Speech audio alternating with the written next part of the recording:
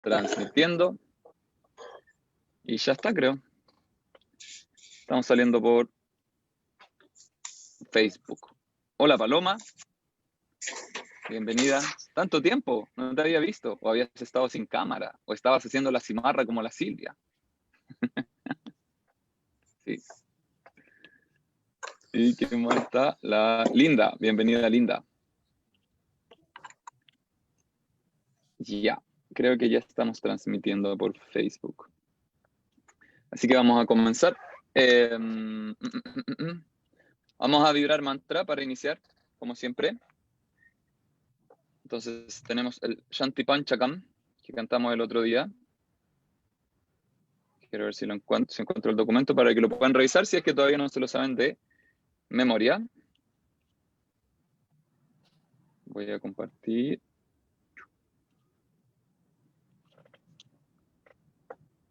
Ya, ahí está. Entonces lo que cantamos la última vez, y en el siguiente, probablemente en nuestro siguiente encuentro, vamos a agregar un Shanti mantra más. Este que está acá. Tachanyora Pranimahe, pero todavía no. Por ahora vamos a seguir con Sahana Bhavatu mantra, que es el que ya deberíamos sabernos de memoria. Y el primer Shanno Mitrash. ¿Ok? Esos son los dos Shanti mantra que vamos a vibrar hoy. Y luego, Om Namo Bhagavate Vasudevaya, el mantra para invocar auspiciosidad en el estudio de la Bhagavad Gita. Todavía me resiento a decir la Bhagavad Gita, pero es lo más apropiado. Es raro, la Bhagavad Gita. Los españoles dicen así, la Bhagavad Gita. Ya. Entonces, podemos sentarnos con nuestra columna larguita, espaciosa, el pecho amplio, el corazón abierto, la mente dispuesta. Vamos a cerrar nuestros ojos un momento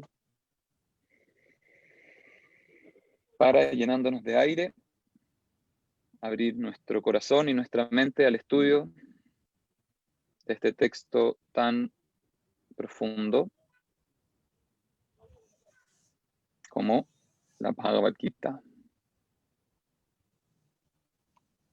Invocamos toda auspiciosidad para nuestro estudio, nuestras reflexiones a través de estos mantras, juntando las palmas en el centro del corazón. Vibramos primero el mantra de respetos a nuestros maestros y maestras, luego Sahana Bhavatu mantra, luego Shanno Mitra mantra y finalmente Om Namo Bhagavate Vasudevaya. Comenzamos. Shri Gurubhyo Namaha Hari Om Sahana Bhavatu Sahanau Bhunaktu Sahaviryam Karavavahai Tejasvinavadhitamastu ma vidvishavahai. Om Shanti Shanti Shanti. Ahora Shanno Mitra. Voy a agrandarlo un pelito para que se vea mejor. Om Shanno Mitra Shanvarunaha Shanno Bhavatvaryama Shanno Indra Brihaspatihi Shanno Vishnurukramaha Namo Brahmane Namaste Vayo Tvameva Pratyaksham Brahmasi Tvameva Pratyaksham Brahma Varishyami Ritam Varishyami Satyam Varishyami Tanmamavatu Tatvaktaramavatu Avatu Mam Avatu Vaktaram. Om Shanti Shanti Shanti Harihi Om.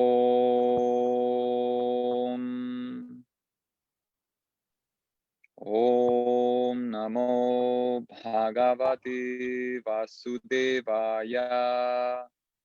Om Namo Bhagavate Vasudevaya.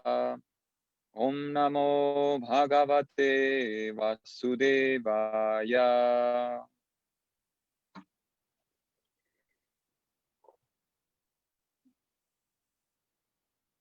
Muchas gracias, chiquillos. Vamos a bajar nuestras manos. Bien. ¿Quiénes se unieron? Fe y Gonza, bienvenidos. Qué bueno verles de nuevo. La Consu, hola Consu. ¿Quién más está? La Nico, bienvenida Nico. Bienvenida Jocelyn. Diego, bienvenido Diego. Ya, pues, démosle entonces. ¿Qué fue lo último que revisamos la semana pasada? ¿Quién recuerda? Un poquitito. Vamos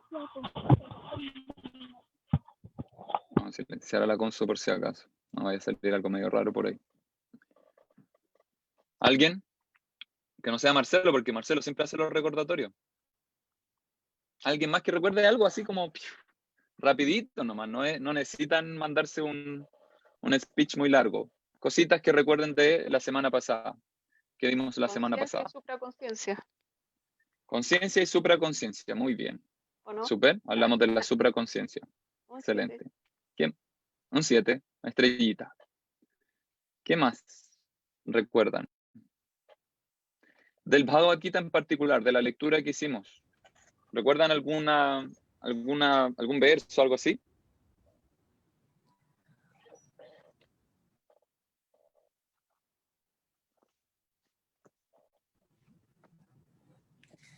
Yo no recuerdo, o sea, estuve viendo el video porque no vine la semana pasada, Ajá. pero recuerdo acerca de que de los capítulos se hablaba de la impermanencia. Ajá. Interesante. Interesante, porque aquí depende mucho de cómo estoy leyéndolo. Porque efectivamente se habla de la impermanencia en este capítulo, tanto como se habla de la permanencia. Claro. Entonces, ¿a cuál le voy a dar más? ¿Por qué le estoy dando más énfasis a uno que al otro, no?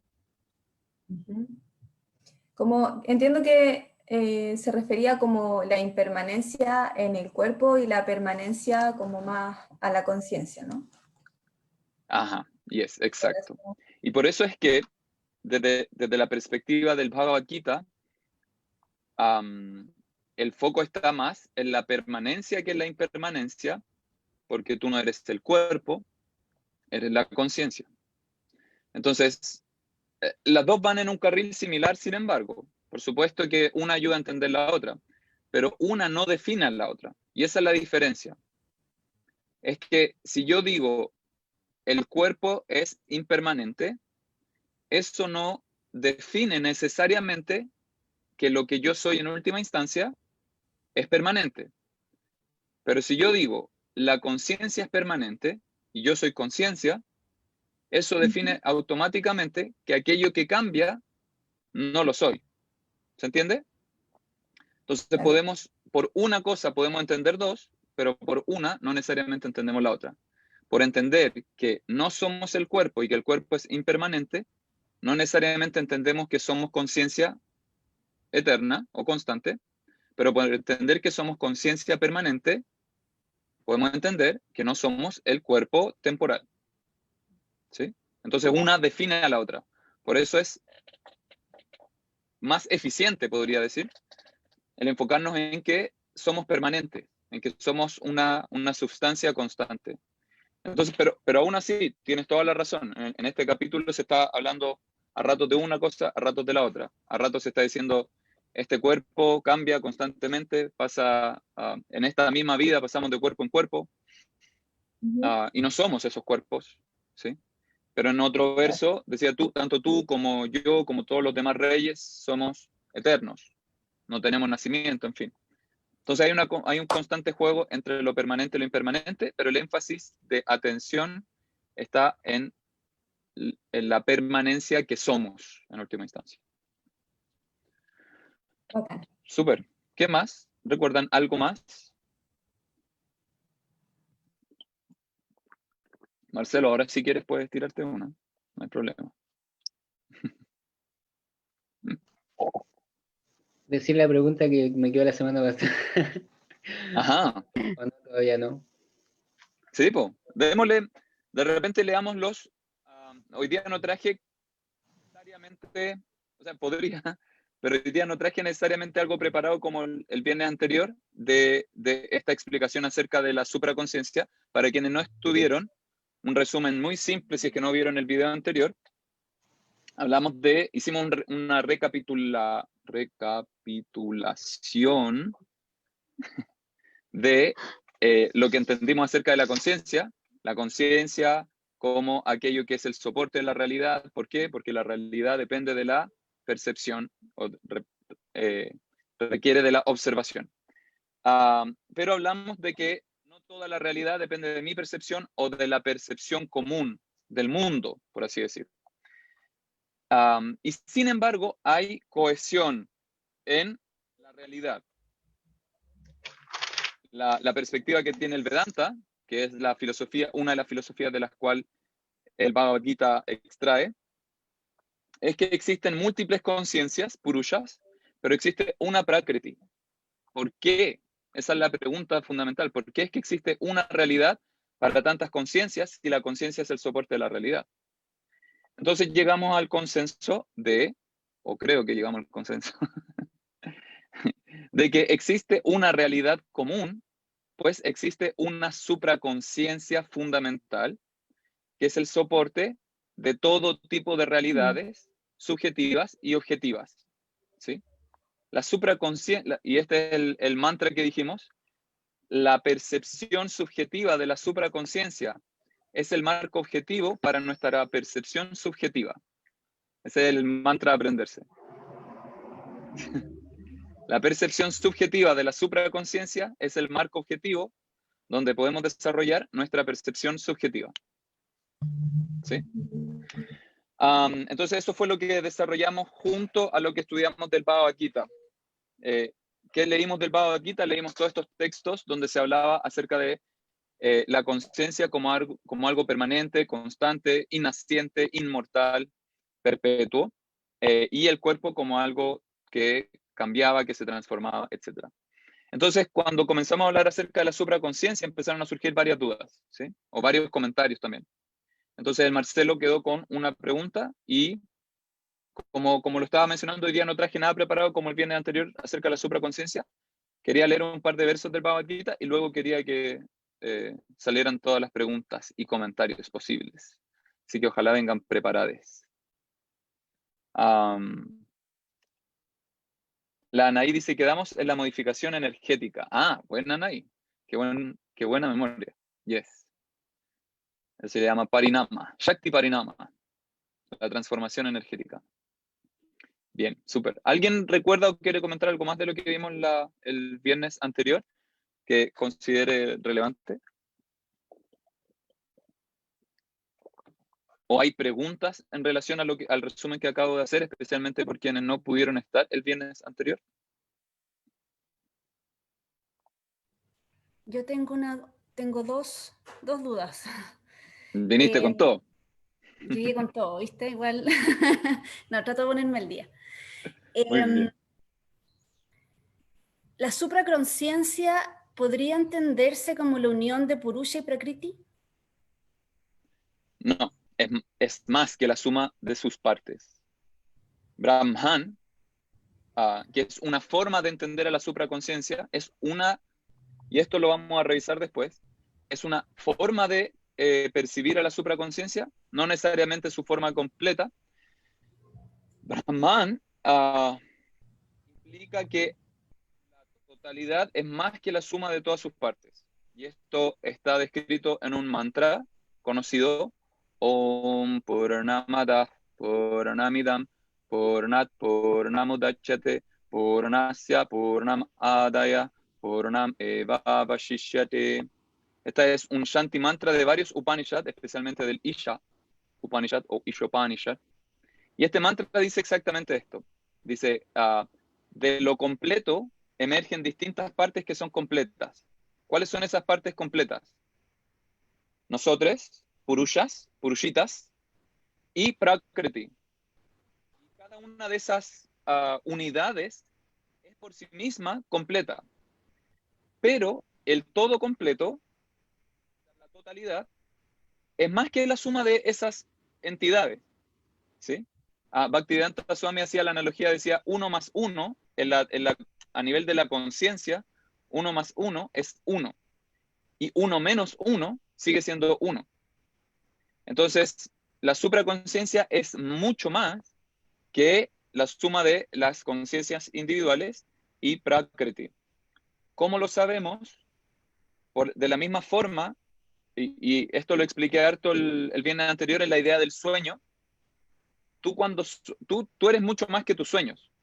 Si bien en tus sueños hay entidades que son conscientes, hay individuos en tus sueños, y hay todo un medio en el cual se desarrollan tus sueños. Hay un tiempo en tus sueños, hay una localización en tus sueños, hay un espacio en tus sueños, y hay cosas en tus sueños. Y aún así tú eres mucho más que la suma de todos tus sueños. ¿Sí?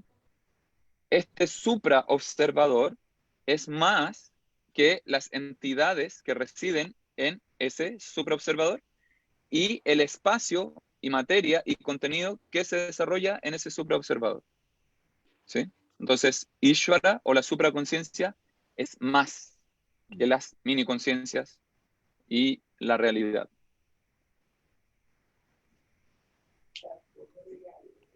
¿Hace sentido, Paloma? Sí. Pero Ahora, igual, solo una pequeña cosita, es que indudablemente cuando entramos, y esto es súper importante, y el otro día estaba viendo un debate entre un ateísta muy famoso y un ateísta vedántico. Y medio que la conversación no llegó a muy buen puerto, el diálogo, por un asunto epistemológico, es decir, desde dónde estaban inquiriendo acerca del conocimiento, desde dónde se iban a basar para estudiar. ¿Por qué? Porque uno, el ateísta, lo estaba haciendo desde un asunto absolutamente empírico, un estudio absolutamente empírico.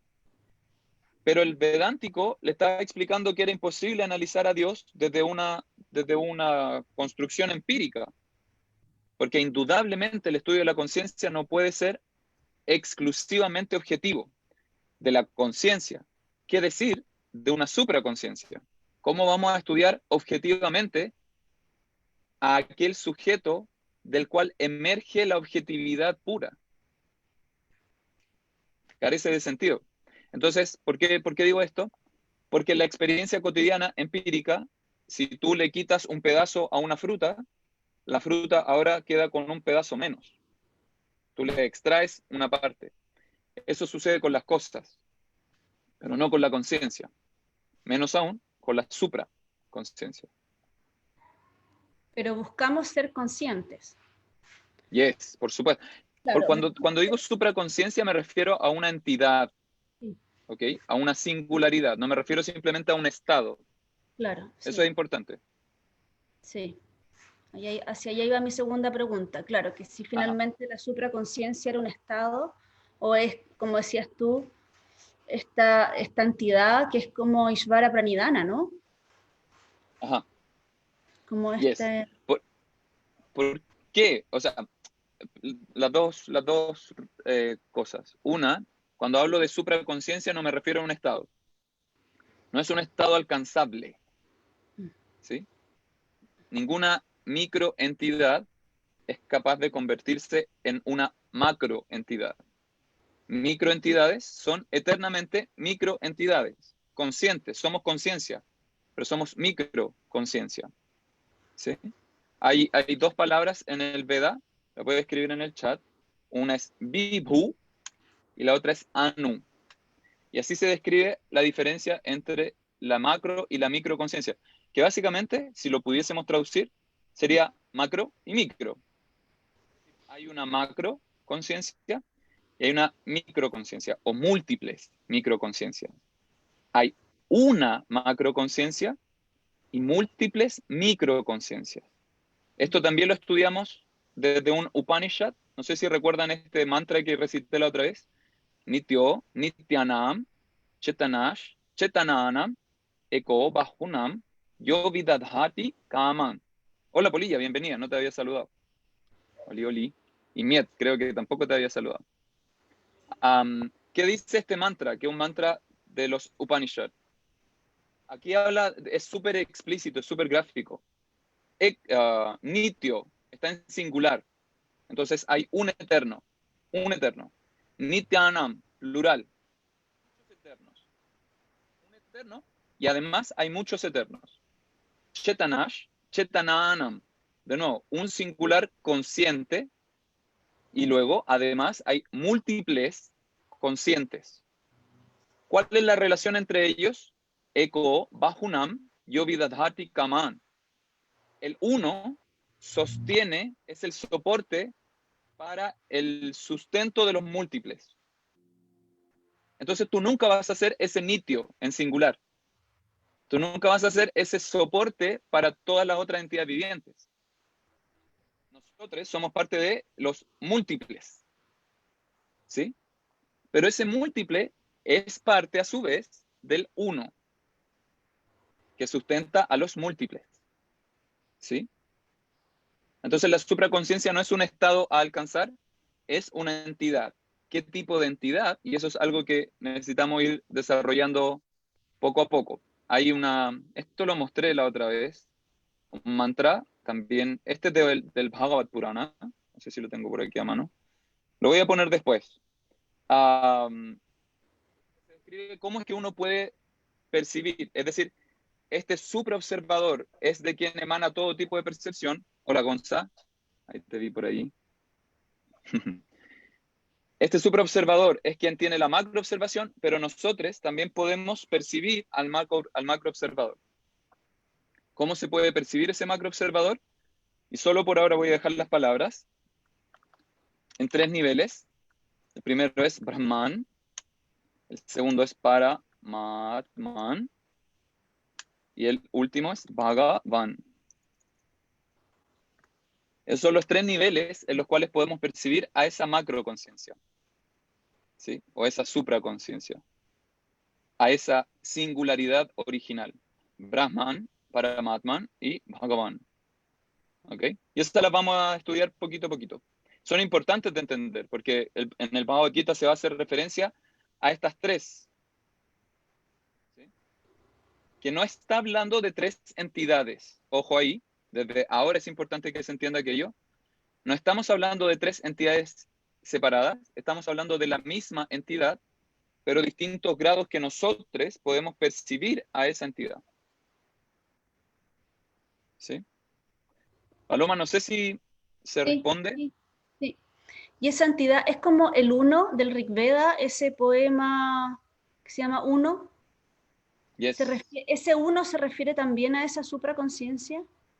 Todos los himnos védicos hablan de esa supraconciencia con distintas palabras. Con distintas palabras. Y a veces, y esto lo hablábamos también el viernes anterior, a veces el Veda hace referencia a la unidad que existe entre la totalidad y sus partes. Tenemos mantras como Tattvam Asi o Aham Brahmasmi. Asi significa tú eres eso. Tú eres eso. ¿Qué es eso? Brahman. Tú eres eso. O el otro mantra, Aham Brahmasmi. Yo soy Brahman. ¿Qué significa eso? No significa que yo soy el uno. ¿Cómo sabemos eso? Porque el mismo Veda está diciendo Nityo, Nityanam, Chetanash, Chetananam. Uno, singular, múltiples plurales. Cuando los mantras védicos dicen Aham Brahmasmi, significa yo soy conciencia. Y soy de la misma conciencia, no hay 2 conciencias, eso ya lo exploramos desde el principio, no hay 2 conciencias, en el sentido de distintas cualidades de conciencia, todos tenemos la misma cualidad de conciencia. En ese sentido, Aham Brahmasmi, yo soy conciencia. Tattvam Asi, tú eres eso, ¿tú eres qué? Conciencia. Eso no quiere decir que tú eres la macro conciencia. ¿Sí?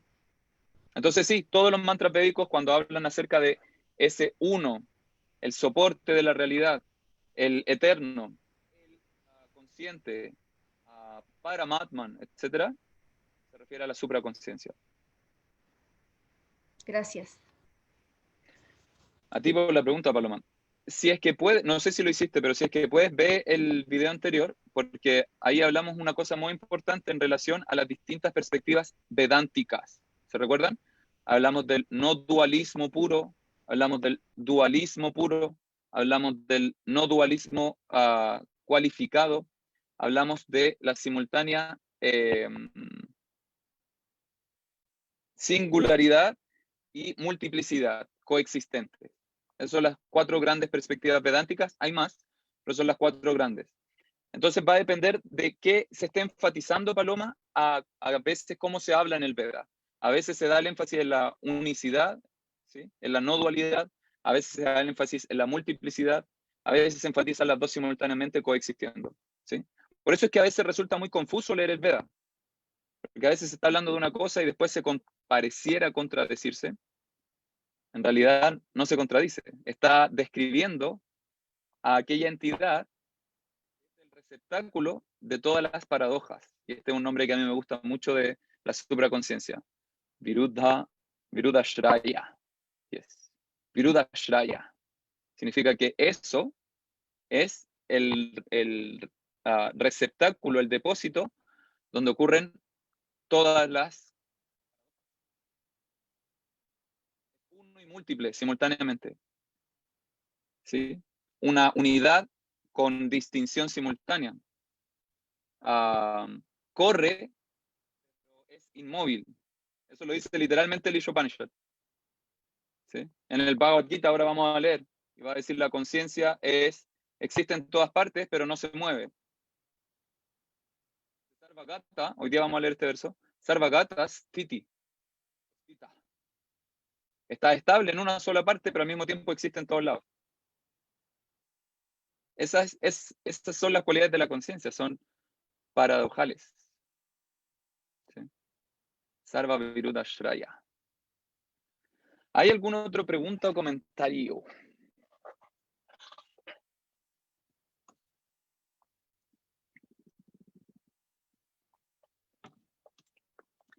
Y ya, entonces vamos a leer un rato.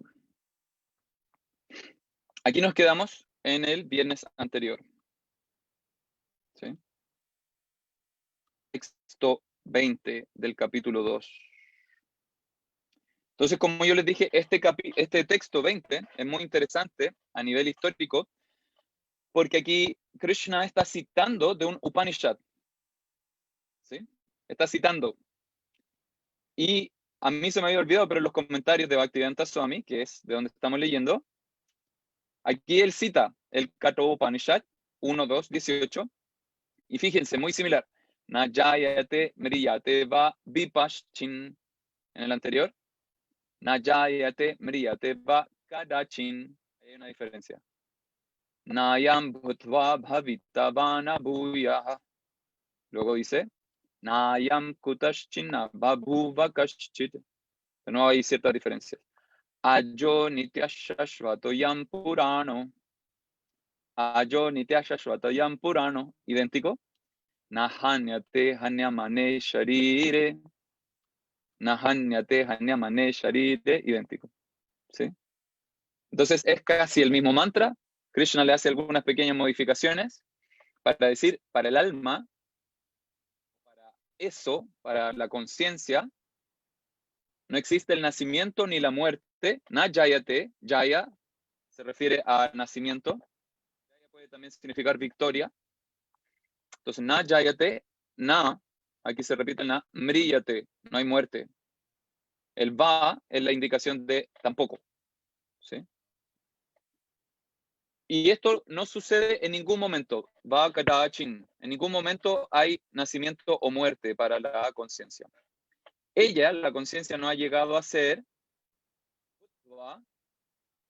un participio, bhutva.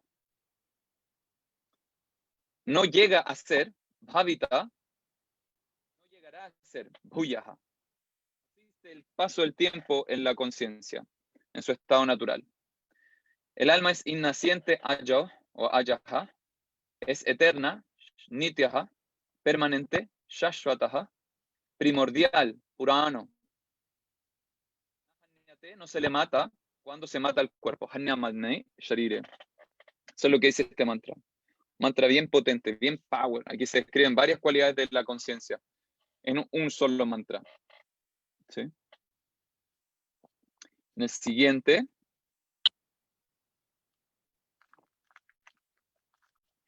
Texto 21. Veda vinashinam nityam ya enam ajam avyayam katham sapurusha bharata kham ghatayati hantikam.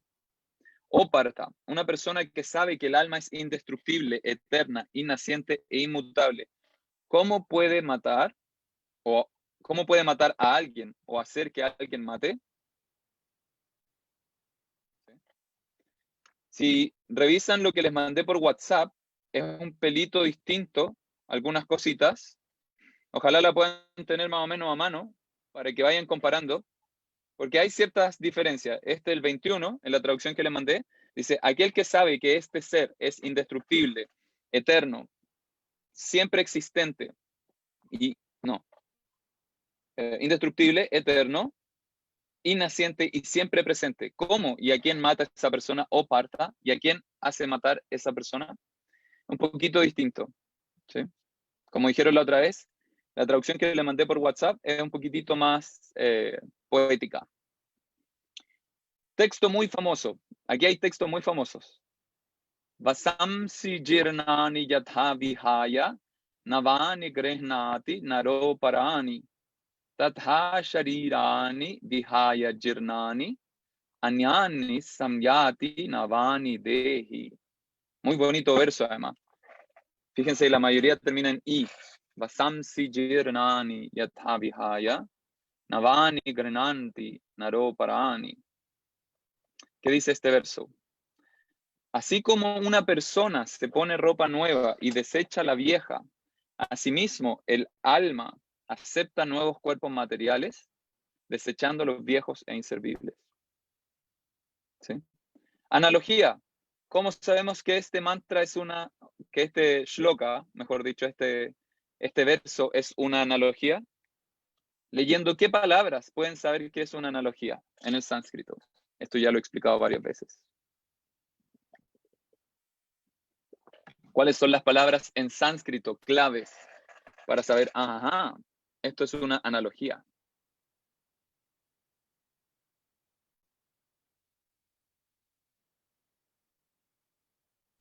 Tata. Lo te veo moviendo los labios, pero ¿cuál? Tata. O tata. ¿Está? Sí. Ajá, correcto. Mitad correcto, te falta una más. Muy parecida. Yata. Bien, excelente. Yata. Yatha, tatha. Yatha, tatha.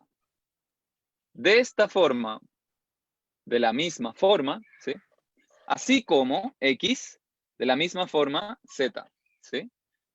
Así como una persona tiene ropas y cuando éstas se van desgastando y se ponen viejas, esa persona simplemente las cambia, de la misma forma, el alma va cambiando de cuerpos cuando uno envejece o se vuelve desgastado, ¿sí? Para tomar unos nuevos. En la versión que les mandé en el chat, al abandonar prendas gastadas, una persona adquiere diferentes prendas nuevas. De la misma forma, abandonando los marcos corporales gastados, la persona encarnada se une a otros nuevos. Alguien escribió algo en el chat. A ver qué dice. Buena, Paulo. Grande, Paulo. Gracias. Muchas gracias. Ahí está. Ahí lo puso en el chat el Paulo por si no tienen el WhatsApp a mano. Recuerden que si no están en el chat de WhatsApp, que a estas alturas lo dudo, pero si no están en el chat del WhatsApp, avisen para agregarle. Gracias, Paulo. Entonces, súper potente mantra, ¿sí? Aquí quería hacer alusión a algo que Bhaktivedanta Swami menciona, y que aquí se hace alusión, ya que la Paloma lo preguntó antes, y también lo habíamos conversado anteriormente, en este Upanishad, Shvetashvatara Upanishad, aquí de nuevo se hace referencia a la multiplicidad, ¿sí? Samane vrikshe purusho nimagno. Samane vrikshe, un compuesto. Samane, en el mismo. Vrikshe, cuando terminan las palabras que son nominales o sustantivos que terminan en A corta, como vriksha. Para quienes practican yoga, vrikshasana. Vriksha termina en una A corta, significa árbol. Cuando esas palabras terminan en una perdón, no hay E corta o E larga, en una E, eso significa una locación, que ese sustantivo es la locación de algo. ¿Sí? Es decir, samane vrikshe significa en el mismo árbol. Entonces, ¿qué dice? Samane vrikshe purusho nimagno nishchaya shochati muhyamanaha yushtam yada pashyati anyam isham asyamahimanam iti vita shoka. Aunque los dos pájaros están en el mismo árbol, ¿qué dos pájaros? Atman o Jiva Atman, la conciencia pequeñita, y Paramatman, la supraconciencia. Ambos residen en el mismo árbol. Ese árbol hace referencia al corazón. En el corazón hay dos entidades. Por eso a veces en algunos mantras védicos dice que hay dos entidades en el corazón. Está Jiva, lo voy a escribir en el chat. Jiva Atman, que significa literalmente el alma pequeñita, y Paramatman, que significa literalmente el alma grande o el alma superior. Ambas residen en el mismo árbol, ¿sí? Pero dice, aunque viven en el mismo árbol, el pájaro que come está totalmente agobiado por la ansiedad y el mal humor como disfrutador de los frutos del árbol. Pero si de una forma u otra el pájaro que sufre vuelve la cara hacia su amigo, que es Paramatman, y conoce sus glorias, Mahima, sus asombrosas cualidades, de inmediatamente, se libera de todas las ansiedades. Vita, shoka. Shoka, lamentación. Vita, las libera, las suelta. ¿Qué significa esto? Por eso les digo que a veces el Veda es difícil de leer, porque tiene un lenguaje muy simbólico, ¿sí? ¿Qué significa eso de que el pájaro está comiendo la fruta, pero a veces tiene ansiedad, a veces está con mal humor? ¿Qué se le ocurre que significa eso?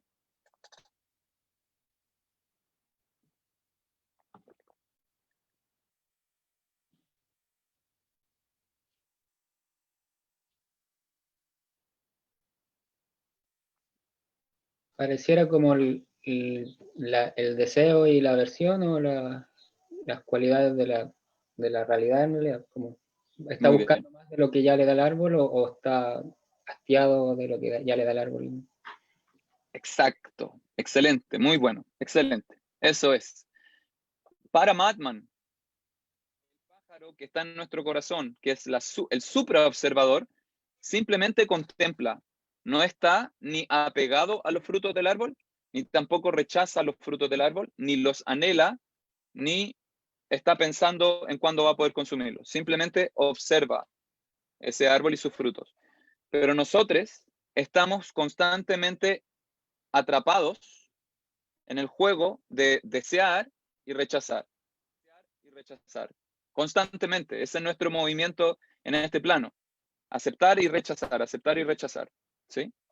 Por eso es que ese pájaro, como dice el verso, este mantra en realidad, porque es del Shvetashvatara Upanishad, uno de los Upanishads más antiguos, está muy agobiado. Este pájaro que está queriendo comerse el fruto está con mucha ansiedad. Nishaya shochati muhyamanaha. Pero cuando es capaz de dar vuelta la cara hacia el otro pájaro, entonces puede liberarse de esa ansiedad. Porque ya no está enfocándose en un fruto. Ahora se está enfocando en el soporte del árbol y del fruto. Siguiente texto. Este también me gusta mucho la ortografía y la gramática que tiene. Marcelo, ¿querías decir algo? Sí. Y el árbol entonces sería, no tiene sentido, sería Brahman, en este sentido, ¿o no? Depende. O Prakriti. El árbol, en este caso en particular, es Prakriti. Pero desde la perspectiva vedántica, Prakriti es parte de Brahman. ¿Sí? Todo es Brahman. Todo es Brahman. Solo que tiene distintas expresiones. Todo esto es mi mano, pero mi mano tiene uñas, tiene pelitos, tiene dedos. Todo es mano. Pero hay distinción. La uña no es lo mismo que el tendón. ¿Sí? Texto 23. Nainam chindanti shastrani, nainam dahati pavaka, na chainam kledayanti apo, na shochayati maruttaha. ¿Quién sabe qué es maruttaha? Lo voy a esconder. ¿Qué es maruta? ¿Qué es maruta?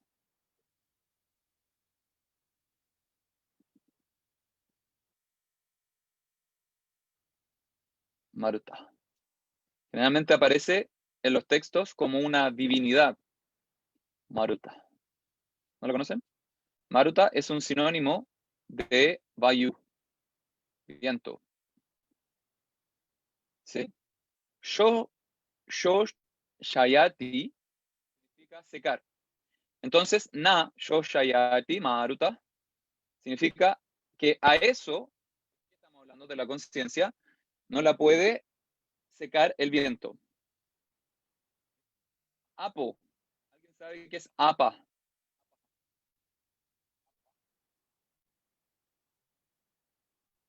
Significa agua. Kledayanti.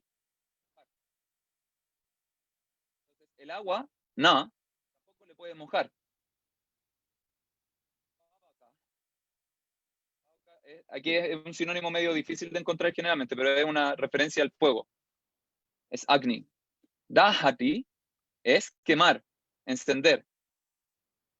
Nainam. Entonces tampoco a eso, a la conciencia, le puede quemar el fuego.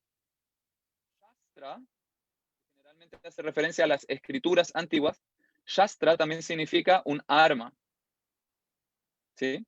Shastra es un arma. Chindanti, cortar en pedazos, hacer pedacitos. ¿Sí? A aquello, a esa alma, a esa conciencia, no se le puede cortar en pedazos por ningún arma, ni puede el fuego quemarla, ni el agua humedecerla, ni el viento marchitarla. ¿A quién puede hacer todo eso, todos estos elementos? Al cuerpo. ¿Sí? Entonces Krishna está explicando una y otra vez la diferencia entre el cuerpo y el alma. ¿Ok? Krishna es súper redundante en todo este segmento del Bhagavad Gita. Un par de versos más. 2.24. Achedio yam adahyo yam akledio evacha nityas sarvagatastanur. Este es el mantra que le estaba diciendo antes. Achalo yam sanatanaha. Aquí hay varias palabras súper entretenidas. Achala, que aquí cambia por una razón gramatical. Achala, chala significa que se mueve. Achala significa que no se mueve. Stanur, que es estable. Sarvagata significa que se mueve o que existe en todas partes. Entonces, si bien es estable y si bien no se mueve por todas partes y existe en todas partes. ¿Sí? Esa alma individual es irrompible, insoluble. No se le puede quemar ni secar. El alma está en todas partes, Sarvagata. Es sempiterna, Nityaha, inmutable, Stanur, inmóvil, Achala, y eternamente la misma. Es siempre la misma entidad. ¿Sí? Son muy bonitos nombres estos. Pueden tener hijas, hijos, y les pueden poner estos nombres si quieren. para que sirva de algo aprenderse estos nombres. Pues. Le pueden poner Nitya, el Sarvagata, el Sanatana, la Stanur. A un perrito, un gatito. También, claro, el Stanur. Algunas veces se le llama Sanatana Dharma como al, no sé si el conocimiento o el camino o no. Yes, tal cual. Sanatana Dharma. El Dharma que es permanente, que es siempre el mismo. Y esto lo hablamos varios estudios antes. ¿Cuál es el Dharma? ¿Cuál es la esencia más intrínseca de aquello que somos? Es la conciencia, ser conscientes, ser entidades conscientes. Ese es el Dharma, el máximo Dharma, es el Sanatana Dharma. ¿Sí? Así que, yes, estás en lo correcto, Marcelo. Si tienen un hijo guitarrista, le pueden poner Sanatana y le pueden decir Santana. Así como más cortito. El Santana.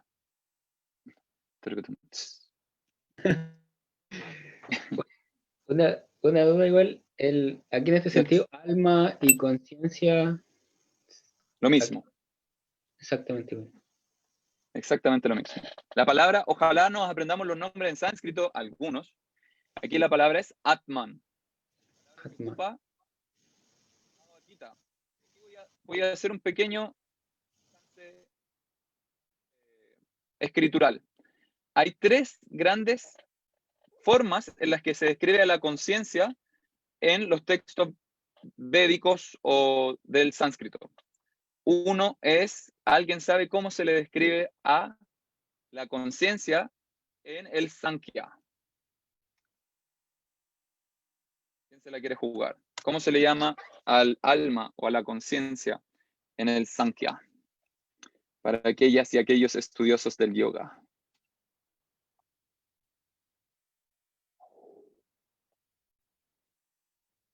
Aquí hay personas que estudiaron conmigo y les estoy mirando.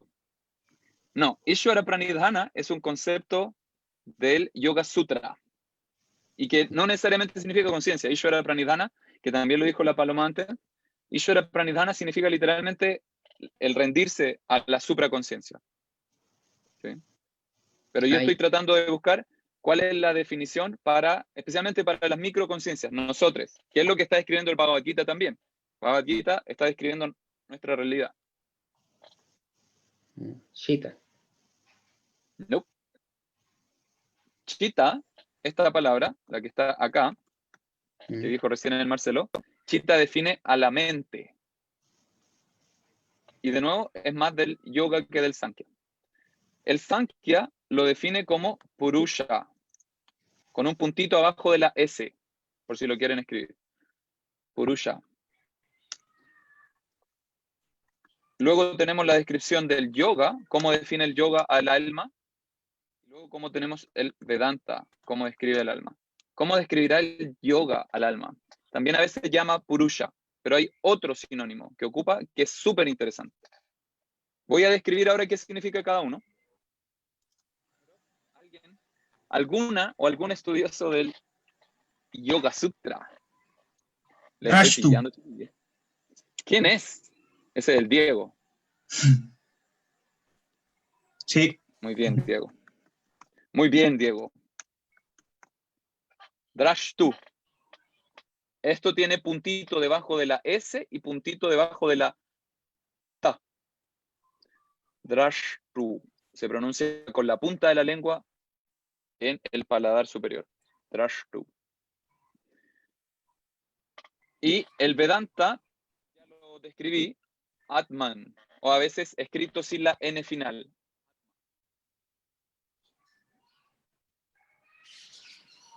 Esas son las tres formas en las que se describe al alma. Entonces, ojalá podamos aprendernos estos nombres, especialmente Purusha y Atman, porque van a ser los que más van a aparecer en el Bhagavad Gita. ¿Sí? ¿Qué significan? Purusha significa, tiene una denotación y una connotación. Denotación significa aquello que significa literalmente. ¿Sí? Literalmente significa quien reside en la ciudad. Eso significa literalmente. ¿Qué significa eso?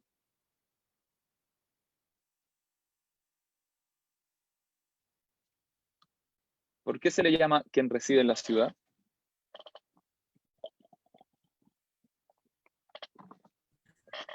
Alma. Puede ser como quien habita el cuerpo. Excelente, muy bien. Muy bien. Por eso le llama Purusha.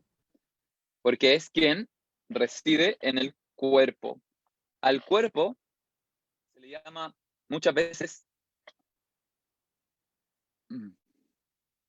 ahora no recuerdo cuál es el otro específico que se ocupa, no habría problema en decir Nava pura, que significa, no lo escriban, porque no es Nava pura, es Nava Dwara, que significa vivimos en la ciudad de las 9 puertas, Nava Dwara. 9 puertas. ¿Cuáles son las puertas? Todos los hoyitos que tenemos, donde entra y sale información. Hoyitos. Tenemos 2 hoyitos, más 2 hoyitos, 4 hoyitos, más 2 hoyitos, 6 hoyitos, más otro hoyito, 7 hoyitos, y abajo otro hoyito, y abajo y atrás otro hoyito. Y ahí están nuestros 9 hoyitos. Así que usted puede describirse a sí mismo como quien reside en la ciudad de los 9 hoyitos. Para sonar bien védico, bien yógico. ¿Y quién eres tú? Soy quien reside en la ciudad de los 9 hoyitos. Esa es la primera descripción. Dije que esta palabra denota algo y connota algo. Eso es lo que denota quien reside en la ciudad. Eso es lo literal. Y aquí el que voy a poner ahora, tiene una implicancia gigantesca que va a ser imposible que alcancemos a definir ahora,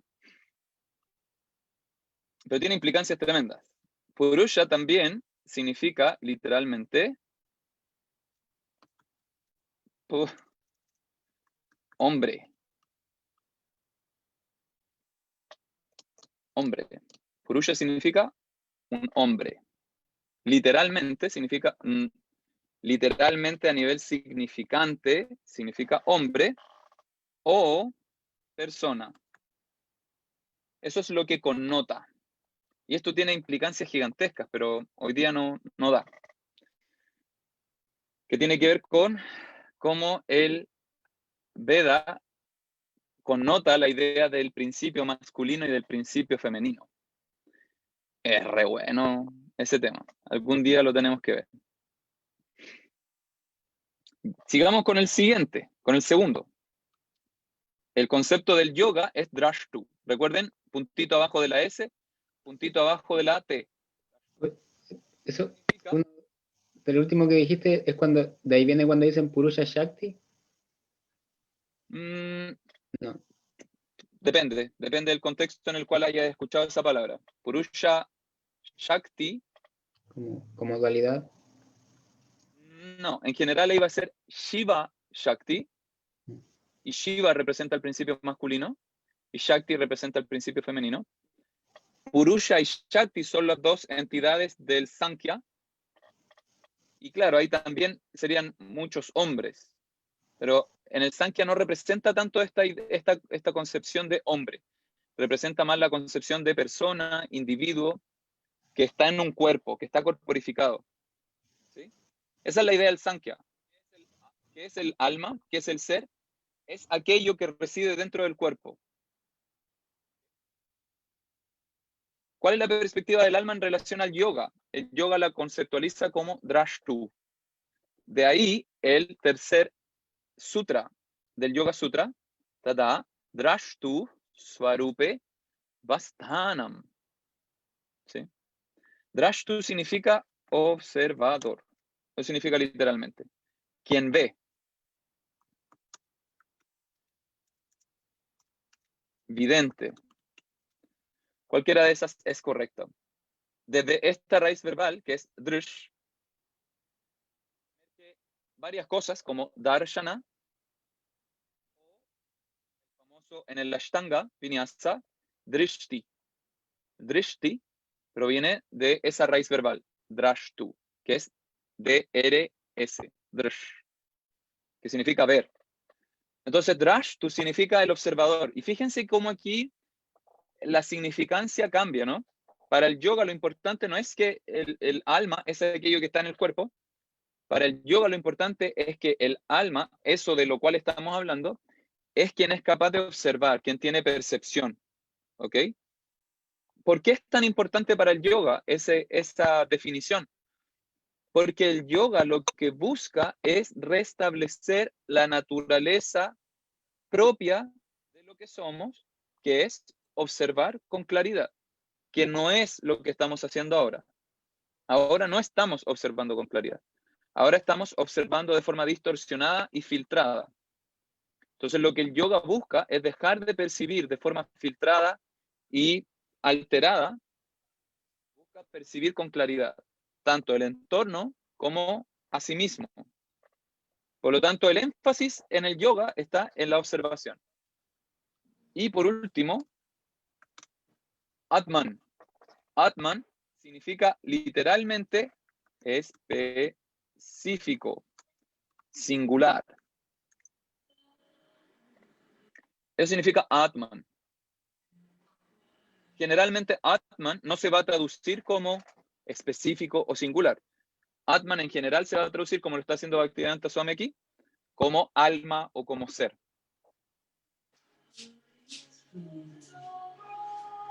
Podemos entender cuál es la significancia de específico o singular. Es que la idea por detrás, alguien está con un Don Bidurín, te voy a silenciar. Ahí sí.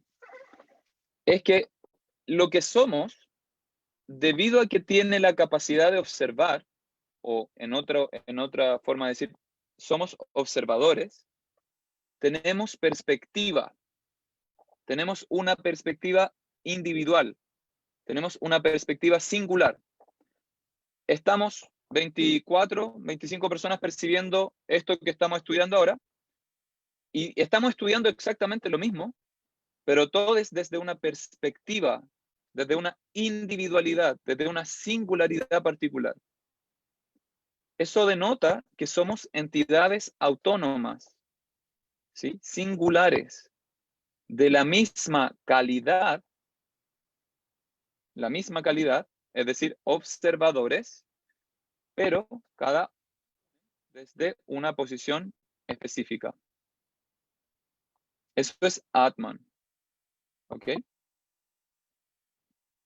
Esos son los tres nombres con los cuales se describe al alma o al ser.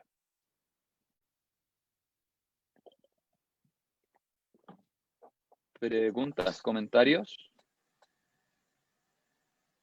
¿Y el término jiva?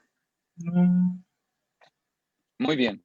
Jiva es un adjetivo, no es un sustantivo. Se puede ¿cómo se diría? Sustantivizar. Se puede sustantivizar. Se podría, en inglés es más fácil de decir. Se puede, pero en general es un adjetivo. Entonces, como adjetivo, tú vas a decir Jiva-Atman, que significa el Atman, individuo. Esto también pónganle aquí si quieren, individuo, para que sea más fácil de connotar luego cuando lo leamos. Jivatman significa el individuo pequeño. Jiva significa chiquitito. ¿Ok? Entonces Jiva, a veces se ocupa como un sustantivo, y es por eso que Diego está preguntando eso. A veces se ocupa como sustantivo para decir Jivatman, en vez de decir la palabra completa, se dice simplemente Jiva. Somos la Jiva. Somos una Jiva, una partícula. ¿Sí?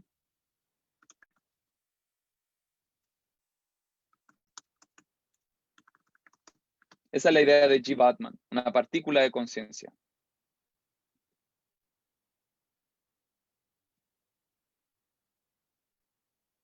Bien. ¿Alguna otra pregunta o comentario?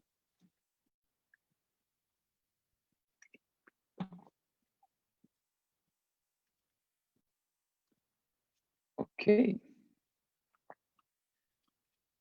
Volviendo con el Bhagavad Gita. Este es de los últimos versos que vamos a leer. Ajá. Ah, varias personas escribieron en el chat y ni había visto. La Nico había dicho Purusha. Yes. Muy bien, Nico. Te ganaste un poroto. La Paloma dijo Chita. Y que fue lo mismo que dijo Marcelo. La palabra chit podría ser una forma de describir a la conciencia. ¿Sí? Como ya lo hicimos antes, Sat, Chit, Ananda. ¿Ok? Pero Chitta hace referencia a la mente.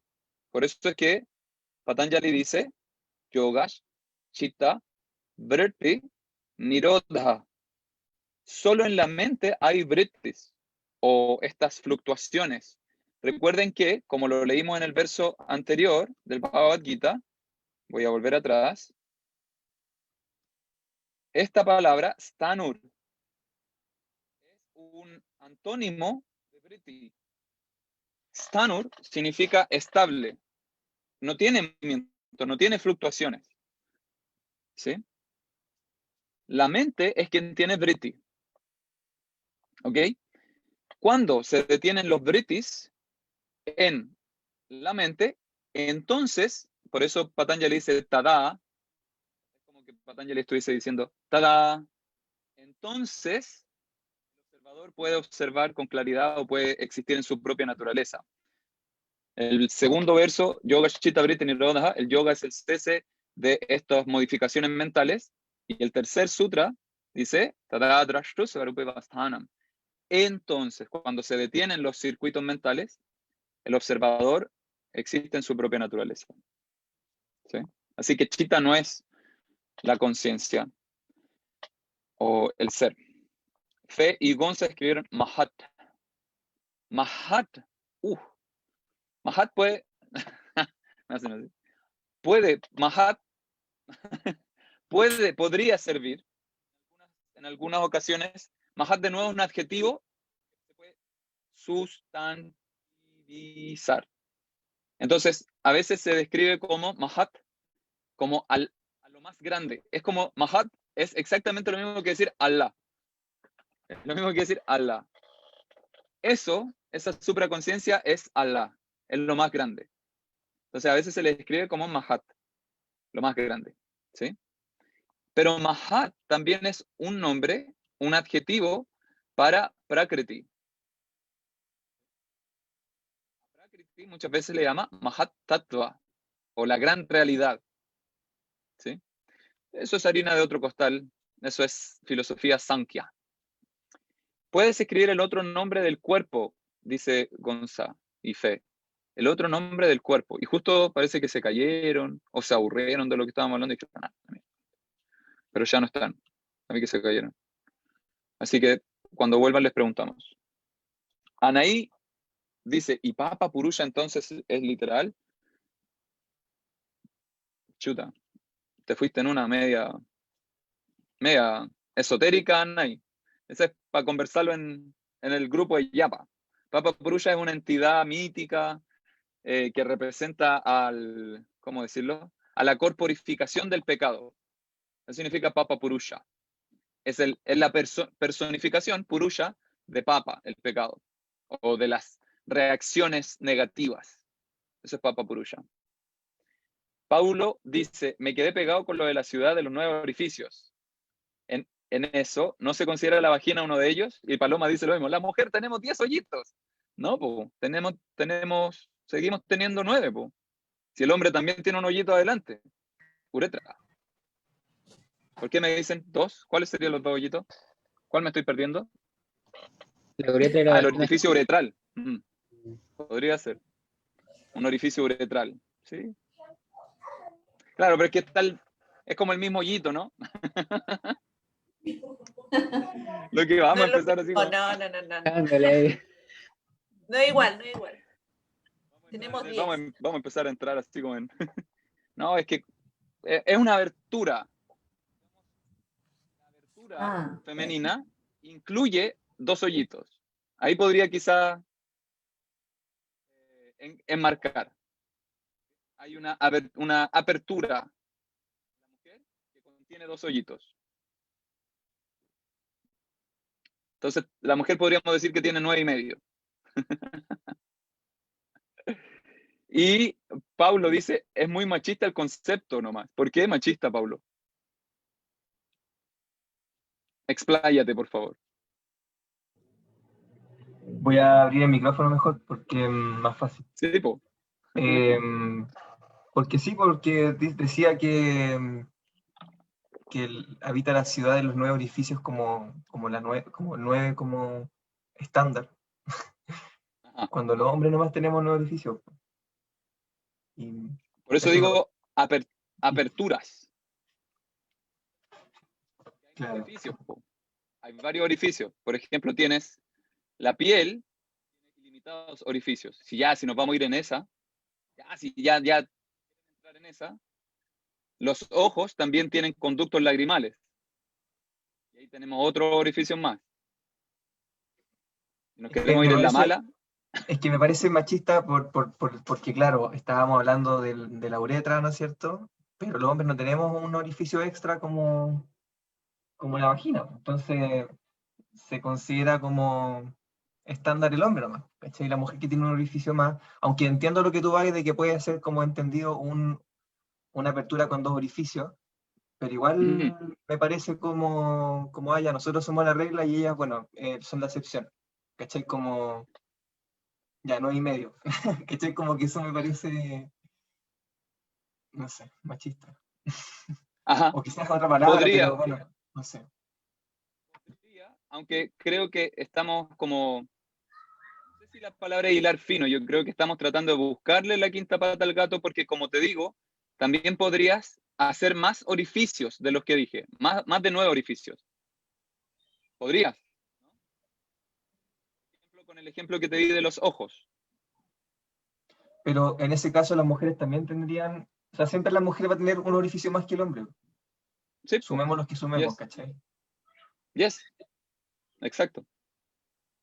Pero aún así nos adjudicamos a los que tiene el hombre. O sea, bueno, ese es mi rollo, ¿cachai? Como que no sé si tampoco tiene sentido seguir discutiendo esto, era como mi comentario, No, ¿cachai? Pero, igual no sé si quizás te quedó esa idea, Paulo, por la mención que yo hice de Purusha como hombre.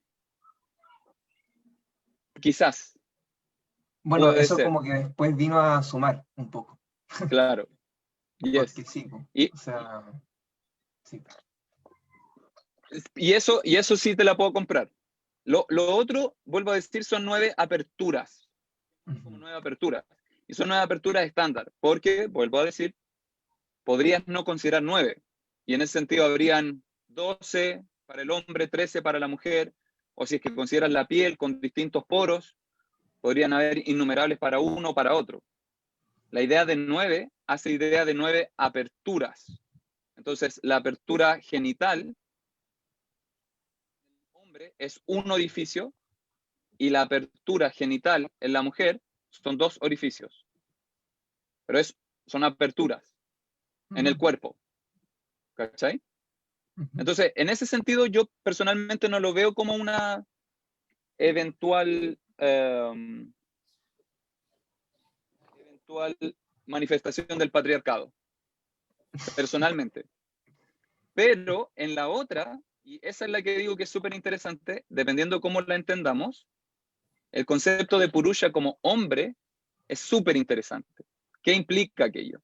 Podría implicar una percepción muy patriarcal desde la idea de el hombre representa a la humanidad, ¿sí? Como en el español, que cuando decimos el hombre funciona como neutro en el español y por lo tanto incluye a la mujer, una cuestión muy, muy tirada de las mechas. Podría significar eso o podría significar otra cosa.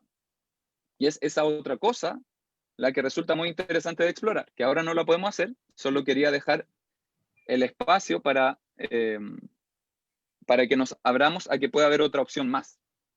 ¿Sí? Vale, ¿Está bien, Paulo? está bien. Oye, Eso no quiere decir que no hayan cosas machistas entre medio por ahí. Oye, Ay. yo no estoy, yo igual encuentro que no está bien. O sea, está bien porque ya es la palabra, ¿cachai? Pero encima, por el orificio que falta, es por donde vienen las conciencias, es por donde nacen las guaguas. Ajá. ¿Sí? Entonces, es Pero no como, falta. Eso es lo que estoy tratando de decir. Quizás el problema fue un problema semántico al mencionar orificio.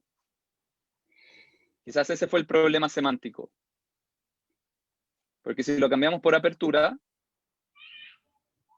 estamos de acuerdo con que hay una apertura en el hombre, una apertura en la mujer. La apertura de la mujer tiene dos orificios. ¿O no? Oye, Julieta, ¿qué? ¿se escucha? Sí. Sí, En todo caso, no es primera vez que nos toca leer un texto donde se generalice y que salgamos como para atrás. No sé si recuerdas, hacia atrás, un tiempo atrás, también tuvimos la misma conversación. Y claro, son textos antiguos que en el fondo Sí. también llevan un poco de machismo, así que hay que tratar de entenderlo así nomás, porque salimos tranquilas en varios textos. No es primera vez, así que eso. Creo que nos fuimos para otro posible lado por un malentendido semántico en vez de un entendimiento filosófico del está bien, asunto. está. Pero quiero ver si es, porque yo vuelvo a decir, yo probablemente erré al decir orificio en vez de apertura. Pero aquí no se está tratando de mermar a nadie con la mención de 9 puertas. Pero se entiende el Nadie, concepto. nadie debería ser trasquilado con nada. Marcelo, ¿querías decir algo? sí, pero te quería como hacer la pregunta ya que está como de cajón. Como Ajá. en el Vedanta o en alguna, ¿existe una tendencia machista o no? O esa sería como la pregunta al final que estaría detrás de todo esto. ¿Qué tanto viene como de la escritura y qué tanto viene de la cultura que se creó desde la escritura? Eso sería como Un la... temazo. Sí, tiene Un una... contratemazo. Es un recontratemazo. Como para estar unas 5 horas hoy día. Vamos nomás, yo voy. Después no me tiren para atrás, que yo solo me pasé como 5 horas. Yes, pero eso nos lleva a una pregunta súper compleja, ¿no? A mí personalmente me lleva a muchas preguntas súper interesantes, más que respuestas. Preguntas súper interesantes. ¿Cuándo comienza el machismo? ¿Tiene un inicio histórico o es más bien una tendencia ontológica? ¿Sí? Eso es lo primero que creo que dejaría ahí. ¿Tiene un inicio histórico en algún momento de la historia? ¿O es más bien una cierta tendencia ontológica? Lo dejo ahí abierto.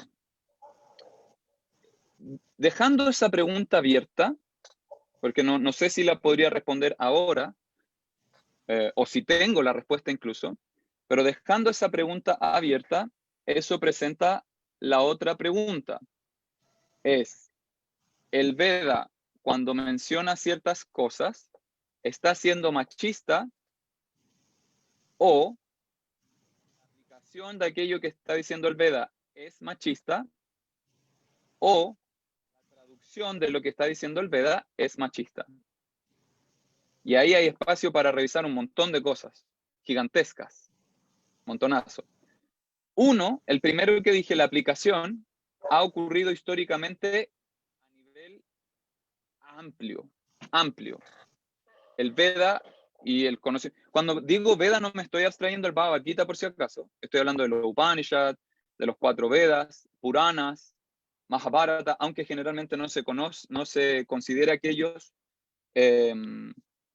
tradicionalmente como Veda per se, pero la cultura védica ha habido un montón de aquellos conocimientos que se han utilizado en su aplicación para conductas, acciones, reglas, etcétera, de carácter machista, misógino, etcétera.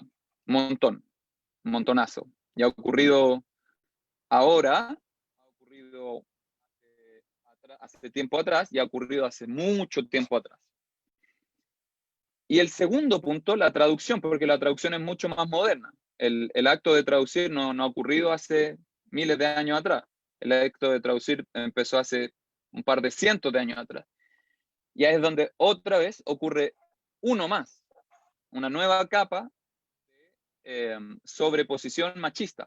Y de nuevo, hay un montonazo de elementos machistas en las traducciones generales de los Vedas, o de la cultura védica, o del sánscrito.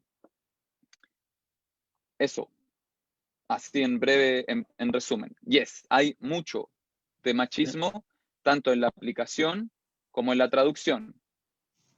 Luego entonces se vuelve muchísimo más complejo revisar si es que en el Veda hay machismo o no. Se vuelve muchísimo más complejo porque efectivamente en la aplicación ha habido mucho machismo y en la traducción ha habido aún más. La mayoría de las traducciones son europocéntricas y Europa ha sido un fuerte estándar del machismo en general. Entonces, es muy difícil de responder esa pregunta. ¿Qué tanto del Veda es machista? Y luego, además, hay todo un tema a revisar con profundidad, y ese es el tema que me gustaría que revisáramos algún día, que es bien interesante, acerca del principio masculino y del principio femenino, que plantea el Veda hasta cierto punto, pero especialmente el Tantra. ¿Sí? Y ahí se nos abre otro, como dicen en inglés, otro tarro de, ¿cómo se dice? Otro tarro de gusanos. Entonces tenemos un montón de cosas a revisar antes de incluso decir, ¿es el Veda machista o no? Hay un montón de cosas a revisar antes, para hacer un estudio serio, me refiero. Porque si no, claro, azarosamente podemos decir, esta es súper machista. Entonces O sería decir, como, no, esto no es nada machista. sería como, sí, pero ¿desde dónde? Es la pregunta. Ya. Yes. O no. ¿Cómo? Hola, ¿se escucha? Siempre pregunto lo mismo, pero es que yo tengo un audio acá más o menos. Está bien. Ya, yo quería contarles que, claro, si nos ponemos a bailar fino, acá podemos estar hablando, como dice Vish, así por horas, porque yo tuve la suerte de estar en India y cuando tú entrabas a un templo, si tú como mujer estabas menstruando, en algunos casos te prohibían hasta el ingreso al templo. Entonces, desde mi propia experiencia con una amiga que estuvimos allá un tiempo, dijimos, pucha, aquí es como de repente tener un poco de humildad y aprender las cosas que hay que aprender, pues y ahí uno se va armando, como dice un maestro por ahí, Wenka, se va armando su propio plato de aprendizaje con las cosas que sirven o que a uno mismo le ayudan, porque si nos ponemos a bailar fino es, uff, podemos ver mucho machismo ahí entre medio, pero dentro de todo igual hay un conocimiento súper sagrado también. Eso quería decir nomás. Gracias por tu experiencia, Linda. ¿Cuándo fuiste a India? Estuve por allá el 2016, 2015, 2016. Buena, bacán. Sí. Hay experiencia. La Jime puso, ¿el 9 tiene alguna significancia especial? ¿Podrán ser chakras? El 9 no tanto, Jimena. No es un número muy como... La Linda dice, la historia de la humanidad está cruzada por el patriarcado. Yes, súper de acuerdo. Y ahí está lo que estoy cuestionando, ¿no? ¿Es un asunto histórico? ¿Es un asunto social? ¿Es un asunto psicológico? ¿Todas las anteriores? ¿Ontológico incluso? La Pauli se tiene que ir. Nos vemos, Paulina. La Ney, pues, ¿quién habla? ¿Quién es? El Paulo. Paulo, Sí, cuando dices me que fue refiero con ontológico, ¿a qué te refieres? ontológico me refiero con algo más propio del ser, en palabras simples, porque ontológico tiene mucho más que ver con eso. Me refiero a que si del machismo, el asunto del machismo, el asunto del patriarcado, tiene que ver con algún tipo de esencia del ser condicionado. Condicionado, ojo con lo que estoy diciendo, yes, del ser condicionado. Desde mi perspectiva, yo tengo una teoría con relación a eso, hay un cierto machismo ontológico condicional, pero eso es lo que necesita mucho, que conversemos mucho más que lo que probablemente vamos a alcanzar a conversar hoy. Chao Silvia, nos vemos, un abrazo. La Anaí puso, creo que ni siquiera se les pasó por la cabeza considerarnos nomás, son generalizadas y no nos contemplan. Igual, vuelvo a decir, me parece bacán que hablemos del machismo y del patriarcado, me parece súper necesario, extremadamente necesario, especialmente en estas cosas. Y yo feliz de participar en esa conversación, feliz. Solo que en este caso en particular creo que es un asunto meramente semántico. ¿Sí? Yo creo que aquí no tiene nada que ver con hombre, mujer, lo que sea. No, aquí simplemente está haciendo alusión a aperturas principales del cuerpo. Aperturas principales del cuerpo. A eso me refiero, como que escribieron, generalizaron nomás. No es como es mala con nosotros, sino que generalizaron nomás. O sea, es que si lo tomas como aperturas, entonces eso aplica para hombre y mujer. Si lo tomas como apertura. ¿Sí? Si lo tomas como orificio, que fue la palabra que ocupé al principio, de forma probablemente errónea, entonces, claro, ahí hay una diferencia. Pero si hablas de aperturas, entonces ahí puedes entender, porque son, de hecho en la palabra ni siquiera es orificio, yo ocupé la palabra orificio de forma lúdica igual, a mi defensa, perdón, en mi defensa, mencioné la palabra aperturas o hoyitos, que esa fue la palabra específica que ocupé, hoyitos, de forma lúdica, pero aquí la palabra son puertas, son 9 puertas. En ese sentido, la puerta genital, tanto en el hombre como en la mujer, no es la uretra en particular, ¿sí? Es la apertura genital. ¿Ok? Y por lo tanto aplica tanto para hombre como para mujer. Aplica exactamente igual. Solo que en el caso del hombre, esos dos conductos están juntos. En el caso de la mujer están separados. ¿Sí? Julieta, ¿por qué me dice que no? ¿Qué es lo que no, Julieta? Mira, estamos enredándonos más. Te digo por qué. Mierda. Porque el hombre no tiene hoyito para hacer pichí. No. No tiene, mira, no tiene, o sea, y tiene hoyito para tener relaciones. No. Tiene pene. Entonces estamos enredándonos más, porque es semántica. En el pene hay un hoyito, sin embargo, por donde expele el fluido seminal. Sería la puerta, como tú Yes, dices. esa es la puerta.